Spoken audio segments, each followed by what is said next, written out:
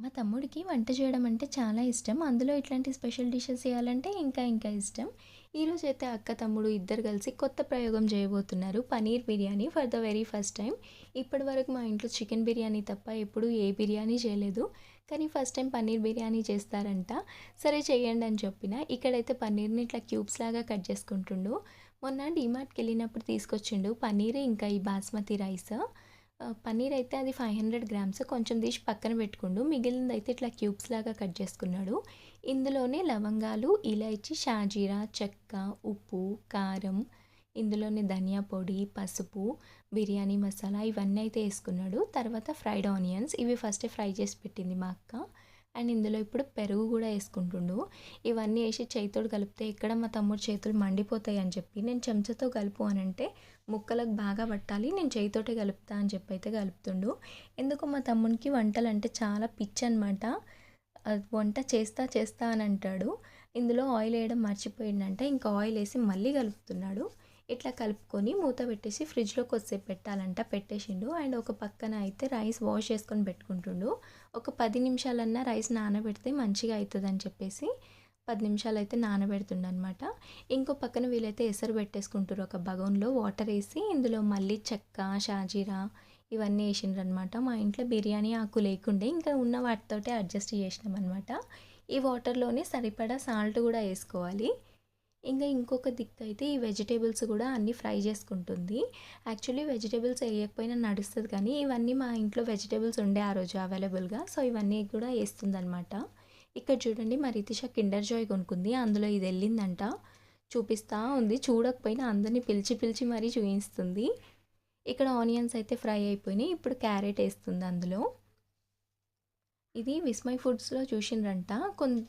కొంచెం అయితే వీళ్ళు సొంతంగా కూడా చేస్తున్నారు. ఫైనల్‌గా పచ్చిమిర్చి ఏసేసుకొని బాగా కలుపుకుంటుంది. మళ్ళీ మా తమ్ముడొచ్చిండు చూడండి. ఫస్ట్ స్టార్ట్ చేసినప్పుడు ఉన్నాడు. మళ్ళీ వెళ్ళిపోయిండు. మళ్ళీ ఇప్పుడొచ్చిండు. ఇందులో జింజర్ గార్లిక్ పేస్ట్ కూడా ఏసుకుంది. జింజర్ గార్లిక్ వేయడమే మర్చిపోయినాం ఈ మధ్యల. కాస్ట్లీ అయినప్పటి నుంచి కొనట్లేదనమాట. చికెన్ వండినప్పుడు అవి ఉన్నప్పుడే ఏస్తున్నాము.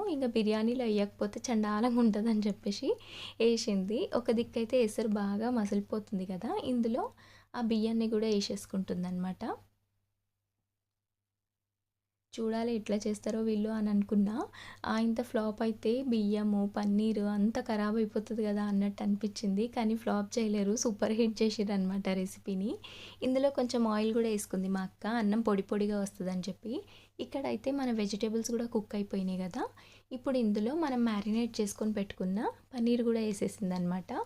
ఈ పన్నీర్ ఉడకడానికి పెద్ద టైం ఏం పట్టలేదు. మంచిగా సాఫ్ట్‌గా ఉడికిపోయిందనమాట. ఇక్కడ అన్నం కూడా ఉడుకుతుంది మనకు.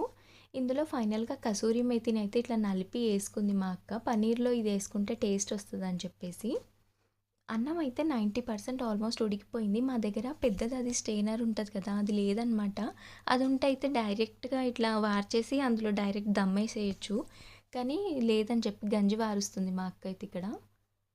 దాని తర్వాత వేరే బగోన్ తీసుకొని ఇందులో ఇట్లా లేయర్స్ లాగా ఏసిందనమాట. ఫస్ట్ అయితే అన్నం ఏసింది. దానిపైన ఫ్రైడ్ ఆనియన్స్, కొత్తిమీర, పుదీనా లేదు. పుదీనా ఉంటే అది కూడా ఏసుకోండి మీరు టేస్ట్ ఉంటది. తర్వాత ఇది చేసి పెట్టుకున్న పన్నీర్‌ది మొత్తం ఏసుకుందనమాట. మళ్ళీ తర్వాత దీని మీద నుంచి రైస్ ఒక లేయర్ లాగా ఏసేసింది.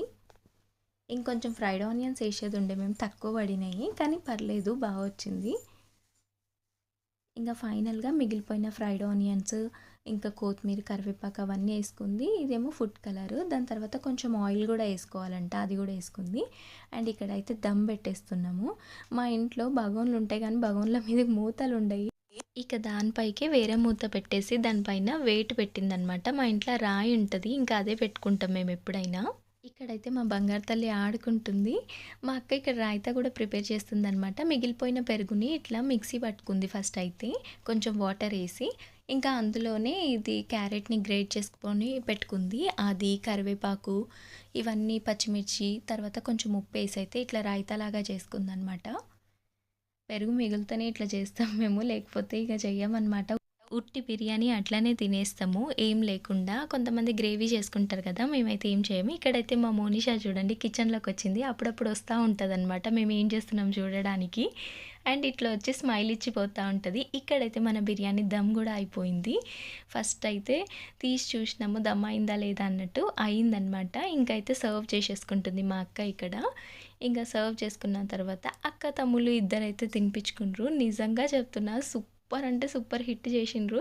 ఇంత మంచి చేస్తారని అస్సలు అనుకోలేదు నేనైతే. వీడియో నచ్చితే ప్లీజ్ లైక్ చేయండి. నా ఛానల్ని ప్లీజ్ సబ్స్క్రైబ్ చేసుకోండి. Thank you so much for watching. Bye bye.